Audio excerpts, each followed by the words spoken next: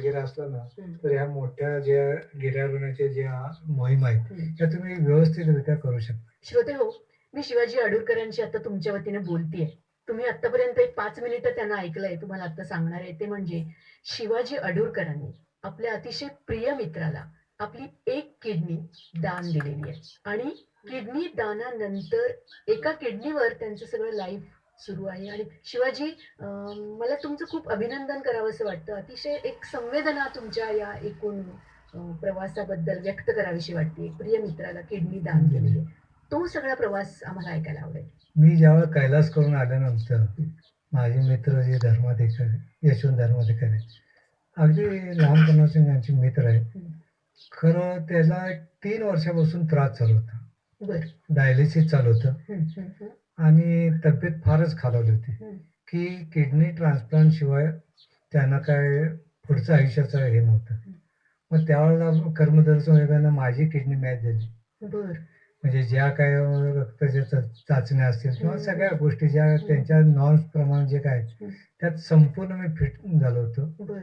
आणि मी माझे मित्र डॉक्टर आहेत, त्यांच्याकडून मला माहिती मिळाली होती, की एक जरी किडनी असली आपल्याला, तर कुठेही तुमच्या आयुष्यात कमीपणा किंवा शारीरिक अडचणी काही येत नाही. असं डॉक्टरनी तुम्हाला हां. सांगितलं. हं. आणि ते मी अभ्यास केला होता. हं, हं, हं. त्यामुळे किडनी देण्यात काय असं मला वाटत नव्हतं. कारण मला डॉक्टरनीच असं सांगितलं होतं, जे आपल्या शरीरात 2 ज्या गोष्टी आहेत, डोळे असतील, हं, हं. हात असेल, पाय असेल, किडनी असेल, one for necessity, other for luxury. क्या मग बात! लक्झरी जी आहे ती आपण दुसऱ्याला दिल्यानंतर त्या माणसाचं आयुष्य बदलून गेलं. हो. ते कुटुंब उभं राहिलं हां. आणि आपण आयुष्यात मिळवायचं तरी काय असतं? वाह! ही एक आपण चांगल्या मित्राला पण हे करू शकतो. हं. उभा करू शकतो. त्यांचं कुटुंब उभं राहील. ह्याच्यासारखा आनंद दुसरा काही नाही मला वाटतं.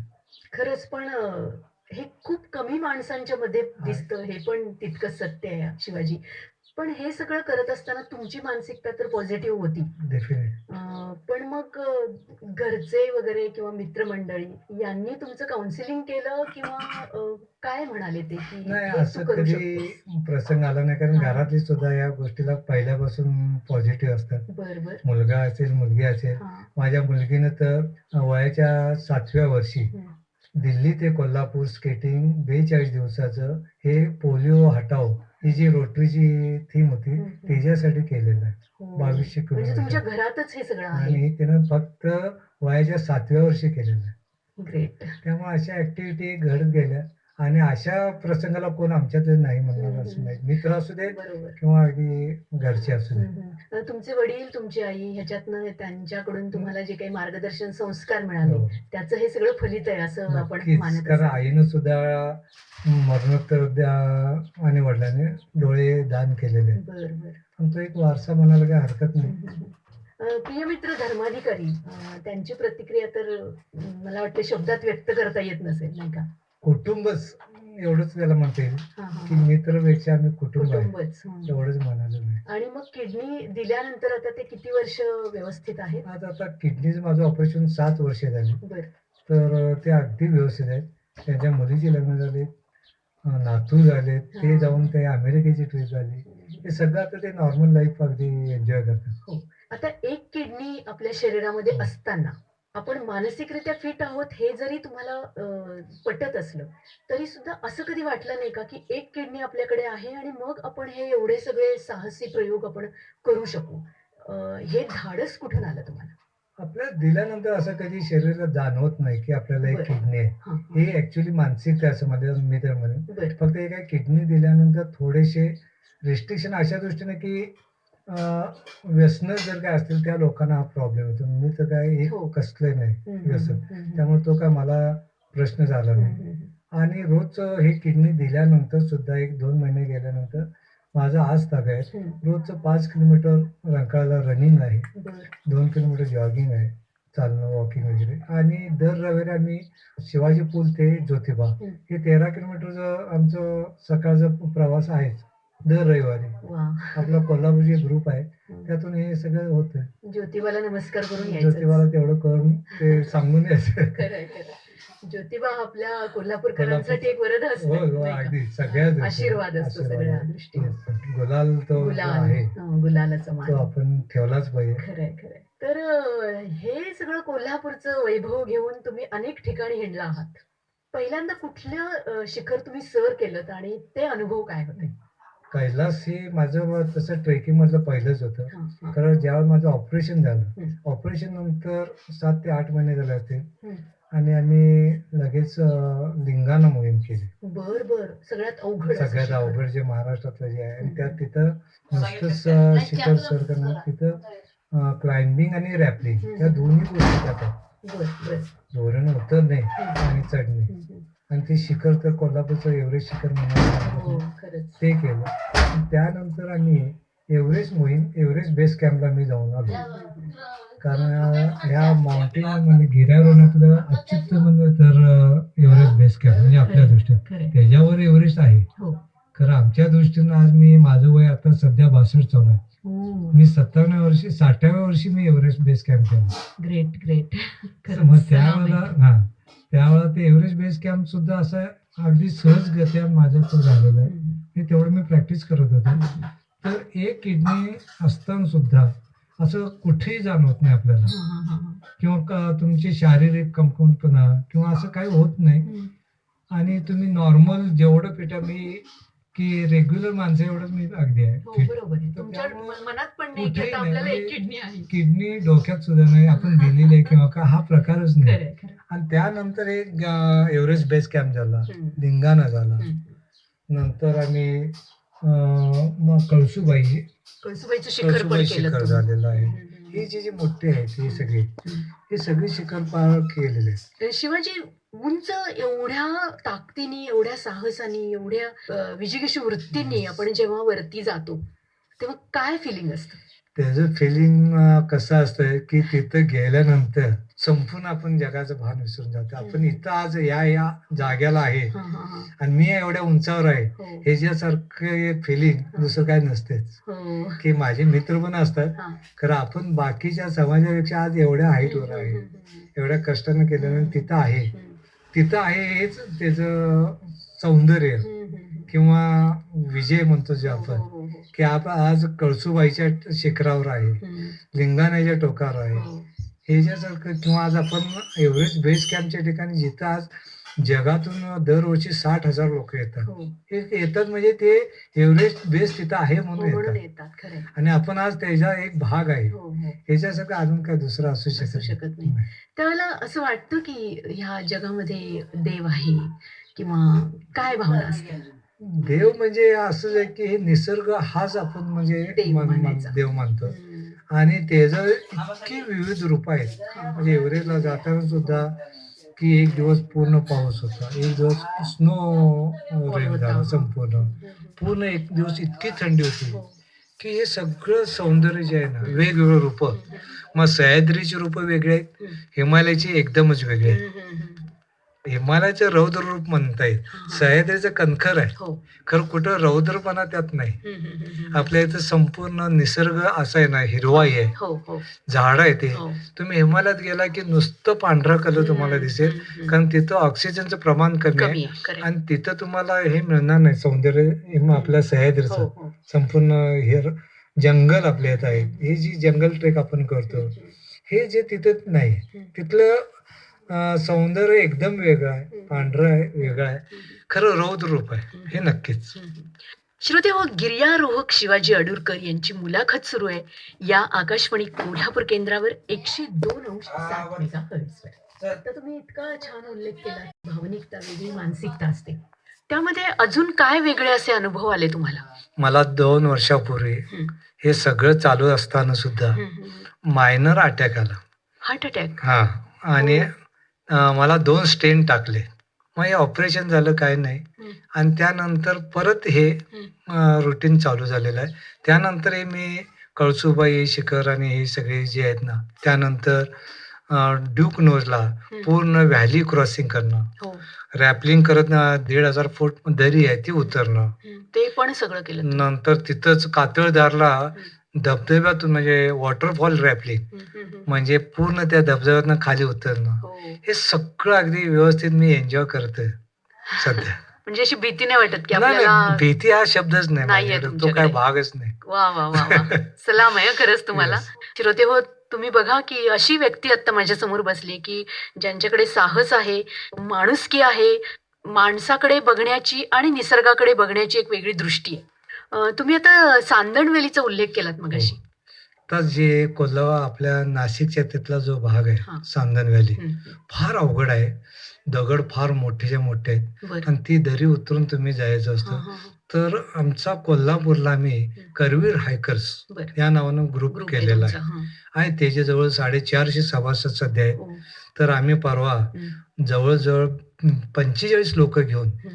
म्हणजे फॅमिलीसुद्धा आम्ही त्यात इन्क्लूड करून, या बरं. लेडीज जवळ-जवळ 12-13 लेडीज होत्या. बरं, बरं. तर या सगळ्यांना घेऊन आम्ही सांदन व्हॅली पूर्ण रतनगड, हं. आदल्या दिवशी रतनगड केला. हं, हं. दुसऱ्या दिवशी पूर्ण सांदन व्हॅली उतरून तो ट्रेक पूर्ण केलेला आहे. वाह! वाह! आणि तुम्ही लेह लडाखला पण जाऊन आलात. हां, त्यानंतर म्हणजे सांदन व्हॅलीच्या आधीच हां. सांदन व्हॅली केली मी. सांदन व्हॅली सांदन केल्यानंतर व्हॅली 7 फेब्रुवारीला केली. बरं. मी 1 फेब्रुवारीला लेह लडाख करून आलो होतो हं, हं, नुकतंच. हं. 1 आठवड्यानंतर सांदन व्हॅली हं, केली. हं, हं. तर लेह लडाखला जो मी ट्रेक केला, हं, तर आम्ही मिरजेचे माझे मित्र आहेत हं. आणि कोल्हापूरचा एक मित्र, असं मिळून आम्ही 12 जण लेह लडाखचा परवा ट्रेक केला. 14 दिवसाचा होता. हं. तर तिथलं हे असं होतं की फ्रोझन रिव्हर, हो. पूर्ण नदी जानेवारी आणि फेब्रुवारी हे गोठलेलीच 2 पूर्ण. महिने पूर्ण गोठलेली हां, असते. हां, हां. बऱ्याच ठिकाणी पॅच ओपन असते, नदी वाहतेली दिसते. हं. तर असा आईस वेगवेगळ्या प्रकारचा असतो. हं. जाड आईस असतो किंवा एखाद्या ठिकाणी पंक्चर असतं, हं, तिथे हं. होऊ शकतं हं. ॲक्सिडेंट. तर तिथला एक सगळ्यात प्रॉब्लेम काय असेल, तर हा लेह लडाखचा 6 दिवसाचा ट्रेक आहे ॲक्चुअली, हं, हं, हं, हं. चालत जाऊन येणं. हं. तर सर्वसाधारण लोकं जी जातात नायलमपर्यंत, तर तो 3 दिवसाचा आहे. हं. आम्ही त्याच्यापुढे झंस्कार व्हॅली आहे. हो. अनटचेबल ब्युटी जी म्हणायची, त्याच्यापुढे आम्ही जाऊन आलो. फ्रोझन रिव्हरवरून जाताना तिथलं टेम्परेचर आहे मायनस, आम्ही 35 पर्यंत गेलेलो आहे. हो. त्यामुळं अंगावर असे 5-5 लेयर अंगाला घालायला लागतात. जॅकेट हो, वगैरे हो, सगळे, हो. नंतर थर्मल, हं. हातात ग्लोव्हज 3-3 लेयर्स असतात. हं. म्हणजे असे सगळे लेयरमध्येच हे सगळं जायला लागतं. हं, हं, हं. आणि -35 काय असतं काय असू आणि शकतं त्या खरंच. ह्याच्यात हां. इव्हन आल्यानंतर सुद्धा माझ्या हाताचे जे बोटं, जे हो. पहिल्या पेरचे जे सेन्सेशन आहेत, हे बधिर 1 झालं. महिना ते हो, सेन्सेशन हो. राहतं. हो ना. तर त्या थंडीत सुद्धा आम्ही अगदी मस्त एन्जॉय प्रकारे केलं. एन्जॉय केला आणि तो ट्रेक पण पूर्ण केलेला आहे. पूर्ण केला. आणि त्या ट्रेकचं एक असं सांगता येईल वैशिष्ट्य, आमच्या आधीच्या लोकांना सुद्धा तो ट्रेक तिथं जाता आलं हं, नाही हं. आणि दुसऱ्या नंतरचे सुद्धा हं. 500 लोकं अडकले होते. हो, कारण हो. काय होतं, बर्फ वितळल्यानंतर जो पाणी हं, हं. नदीवरती आलं, हो. तर तुम्हाला सोडत नाही. हं. म्हणजे ती फक्त एक वेळ गाठून जायला हां, पाहिजे. तर आमच्याच ह्या एकमेव बॅचला हं, हं. हा सगळा पूर्ण ट्रेक करता आला. हो. वाह! कोल्हापूरचे सगळे होते कोल्हापूरचे लोक आणि नशीबवान त्यामुळे आम्ही असतात. कोल्हापूरचा तिथेही झेंडा लावलेला वाह, आहे. वाह, वाह! श्रोतेहो, गिर्यारोहक शिवाजी अडुरकर यांची मुलाखत सुरू आहे या आकाशवाणी कोल्हापूर केंद्रावर 102.7 मेगाहर्ट्झवर. एव्हरेस्टला नेला झेंडा कोल्हापूरचा, हं. लिंगाणा आणि हे सगळे आपलेच भाग हो, आहेत. हो. तर बाहेर असे चंद्रकानीला आम्ही जाऊन आलो हं, हं, हं. मागच्या वर्षी. हं. तर त्या सुद्धा मध्ये असंच केलं, कोल्हापूर हायकर्सतर्फे हे नुसतं केवळ आम्ही गिर्यारोहक जे आम्ही साहसी आहेत हं. 16 जण, हं, हं. आणि त्यांनीच जाणं आणि ते करणं हां. असा हा. तुम्ही इन्क्लूड केलं हां, लोकांना. तर पहिल्यापासून आम्ही ह्या लोकांना आपल्या फॅमिलीना, हं, हं, मग हं. त्या लेडीज सुद्धा असतील, हो. मुली असतील, वाईफ असतील, त्यांना सगळ्यांना इन्क्लूड करून आम्ही जवळ 28 जणांना आम्ही चंद्रकानीला नेलं हं, होतं हं, हं, हं. आणि सगळ्यांना तो ट्रेक चंद्रकानीचा करून वाह! व्यवस्थित इथे घेऊन आलेलो आहे. हं, हं, हं. हे केवळ आपण आनंद न घेता, हो, त्याचा तर आनंद सगळ्यांना दुसऱ्यांना. आनंद आणि ते आवड लावली हं, पाहिजे. हं, हं. महत्वाचं काय, खरंय. की एकदा ती आल्यानंतर आता ती सगळी आमच्या ग्रुपचाच भाग झाला आणि ती सगळीकडे आता यायला लागली ती. दिव्यानी दिवा लागतो असं म्हणतात नक्की, अगदी तसं. तसंच करावं हं, लागतं. हं, नाहीतर हं. केवळ फक्त आपण आपला ग्रुप करून खरंय. तेवढं फिरण्यात काय अर्थ हो, नाही. हो. म्हणजे तुमची ही आवड तुम्ही दुसरीकडे दिलेली आहे आणि त्याची एक नक्कीच साखळी वाढवलेली आहे. निर्माण केलेली आहे. अगदी. आता हे सगळं करत असताना तुमचा हा जो ग्रुप आहे, हो. पण त्यालाही एक कुणीतरी मार्गदर्शक आहे का त्याची तयारी करून घेण्यासाठी? आहेत. हां. ह्याच्यामागे आमचा जो एक चांगला ग्रुप आहे, दीपक सावेकर म्हणून आहेत. हां. हे संपूर्ण ते हँडल करतात. बरं. अंबर्डेकर आहेत, हं. सुजय पाटील आहेत, हां. विक्रम कुलकर्णी, हं. नंतर डाकरे, हं. असे आम्ही 6 जण आहे. बरं. हे पूर्ण त्याच्यासाठी इन्व्हॉल्व आहेत आणि वाह, वाह! पूर्ण हे करून हं. आता आम्ही दरवर्षी पन्हाळा ते पावनखिंड हं. हा 1 दिवसाचा 52 किलोमीटरचा हा आम्ही सुद्धा ट्रेक करतो हं. आणि त्याला जवळ-जवळ 150 लोकं येतात. विद्यार्थी असतात, हे हो. असतात. तर हाही चांगल्या प्रकारचा एक आम्ही उपक्रम राबवतो या कर्वीर हायकर्सतर्फे. त्यामुळं बऱ्याच लोकांना यात आता आम्ही इंटरेस्ट इंटरेस्ट निर्माण केलेला आहे आणि ते यायला लागलेत. आणि त्या निमित्तानं आम्ही आता मागच्या एका वर्षात 14 ट्रेक आम्ही कर्वीर हायकर्सने केलेले आहेत. असं वाटतं तुम्हाला, की आता तुम्ही हा दिवा सगळीकडे नेता आहात आणि एक दिवा दुसऱ्या दिव्याला प्रकाश देतो असं म्हणतो आपण.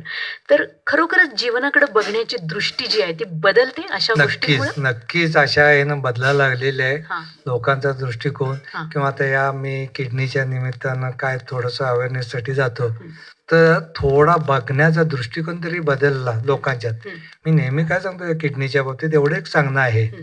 की किडनी मिळणं हा महामुश्किल आहे. कारण जिथं आज भारतात 2.5 लाख पाहिजे तिथं फक्त 4-5 हजार मिळतात. हो. आणि हे का झालेलं आहे? हं, हं. तर लोकांचा जीवनाचा जो आत्ताचा पॅटर्न आहे, हं, हं. हा जो आहे हा बदलायला पाहिजे. बरं. की चालणं, व्यायाम ह्याच्याकडं पूर्ण दुर्लक्ष आहे. हं, तर मी हे म्हणतोय की आपल्याला किडनी दुसऱ्या देणं हे अवघड आहे. हं, हं, हं. खरं मिळणं हे तर त्याहून दुरापास्त अवघड आहे. आहे. हं. तर निदान आपल्याला देता येत नसेल तर मागायची तरी पाळी येऊ नये आपल्यावर. हो. एवढ्यासाठी तरी तुम्ही घराच्या बाहेर पडा. हं, हं, हं, हं. फार त्याला काय बिनखर्चाचं आहे सगळं जे काय आहे, खरं आहे. की तुम्ही सकाळी उठायचं आणि एक 5 किलोमीटर चालून यायचं. हं, हं. एवढं केलं तरी तुमचं तब्येत ठणठणीत राहते. तुम्ही बऱ्याच आजारापासून दूर राहता आणि ही पाळी तुमच्यावर येणार नाही. हं, हं. आज सगळं जे डायबिटीस आणि किडनी फेल किंवा हार्ट अटॅक हे जे वय आपण बघतो 30 नंतर चालू आहे, हे एवढंच आहे. खाणं-पिणं आणि आपली ज्या सवयी ह्या लोकांनी बदलायला पाहिजे या निमित्तानं. एवढंच महत्त्वाचं मला सांगावसं वाटतं अगदी हं, हं, हं. कळकळीनं, की देणं हा राहू दे, आपल्या मागायची पाळी येऊ नये. एवढ्यासाठी तरी तुम्ही घरातून बाहेर पडा. म्हणजे थोडक्यात काय, की भौतिक वाद खूप झालेला आहे हां. आणि त्याचा अतिरेक झाला असं मी अतिरेक म्हणतो. झालाय. हां. घ्यायला हरकत नाही. हां. आपल्याला टीव्ही पाहिजे, मोबाईल पाहिजे, वाहनं पाहिजे, सगळं हवंय. सगळं पाहिजे. खरं एक त्याच्या प्रत्येकाचं काय ते लिमिट आहे. हं, हं, हं, हं. ते सांभाळून तुम्ही बाकीच्या गोष्टी जर स्वतःच्या शरीराकडे थोडं लक्ष दिलं, स्वतःचे आनंद हं. केवळ नंतर करतो ही वेळ सांगून येत हां. नाही. तर तुम्ही हे व्यायाम बरोबर हे भटकणं, हं. आनंद घेणं, कुठल्याही एखादा छंद असणं, गाणं ऐकणं वाह! हे तुम्ही करायला पाहिजे. हं. आणि त्याचं वय नंतर नसते. हो. हे आत्तापासून सवय म्हणजे पाहिजे. प्लॅनिंग करायला पाहिजे हां. असं म्हणायला हरकत हो, नाही. नक्कीच. जीवन जगण्याचं प्लॅनिंग. येस, अगदी. हां. ते नुसतं तुम्ही पैशाच्या केलेलं आहे. मागे लागून आपण जर काय करायला लागलो, तर तुम्हाला ह्या गोष्टी करायला एखाद्या वेळ सुद्धा मिळणार नाही. हां. आणि आपण आता बघतो या बातम्या सगळ्या. हो. तर त्या दृष्टीनं हं. आपण सगळं जीवन जगलं पाहिजे एवढंच मला हं, म्हणायचं. हं, हं, हं. तर शिवाजी अडूरकर, तुमच्याशी बोलून खूप एक वेगळा आत्मविश्वास माझ्याही मध्ये आला आणि अर्थातच आमच्या श्रोत्यांनाही ही मुलाखत ऐकत असताना असं वाटलं असेल, की खरंच आपण बाहेर पडायला पाहिजे, फिरायला पाहिजे, निसर्गाचा आनंद घ्यायला अगदी पाहिजे घ्यायला पाहिजे. आणि त्यासाठी आपली तब्येत उत्तम ठेवली पाहिजे आणि तब्येतीच्या जरी कुरबुरी असल्या, तरी त्यावर मात करून आपण काही करू शकतो. हे या मुलाखतीतनं आमच्या श्रोत्यांच्यापर्यंत हा जो संदेश तुम्ही दिलेला आहे, तो खरंच खूप मोठा आहे. आभारी आहे. मला इथं बोलवल्याबद्दल आणि यातून लोकांना काही जरी एखादा जरी प्रेरणा घेतली हं. कोणीतरी, हां. तरी मी समजेन की या मुलाखतीचा काय तर उपयोग झाला. नक्कीच. रेडिओ तर माझा सकाळी 5लाच चालू होतं. बरं. हे रेडिओ ऐकताना काम करू शकतो. हं, हं, आपलं सगळ्या ॲक्टिव्हिटी चालू राहतात. हे त्यातलं आहे. आणि गाणी आणि माझं आयुष्याचं म्हणजे छंदच आहे. सिलोन असेल, विविध भारती असेल, मुंबई केंद्र, आकाशवाणी केंद्र असेल आणि आता त्याबरोबर कोल्हापूर. फार आयुष्यात आपल्या आनंद निर्माण केलेला आहे. आणि ह्या ज्या आता एफ-एमच्या निमित्तानं असेल किंवा काय असेल, पूर्वी काय व्हायचं, की मुंबई आकाशवाणी केंद्र त्याचा एक ठराविक वेळा, सिलोन तर काय बुधवारशिवाय नाही. कारण आता हे एफ-एममुळं आणि कोल्हापूर आकाशवाणी आपल्या खुद्द कोल्हापुरात झाल्यामुळं फार एक महत्त्वाचं स्थान आहे माझ्या आयुष्यात. केवळ गाणी हा नाही, त्याबरोबर आपल्यासारख्या ज्या का आम्ही या मुलाखती ऐकतो, यात पुष्कळ लोकांनी घेण्यासारखं आहे आणि यात नक्कीच कोल्हापूर आकाशवाणीचा सिंहाचा वाटा आहे एवढं मी म्हणेन. शिवाजी, तुमच्या आवडीचं आणखी एक शेवटी गाणं ऐकूया आणि या मुलाखतीची समापना करूया. धन्यवाद. धन्यवाद.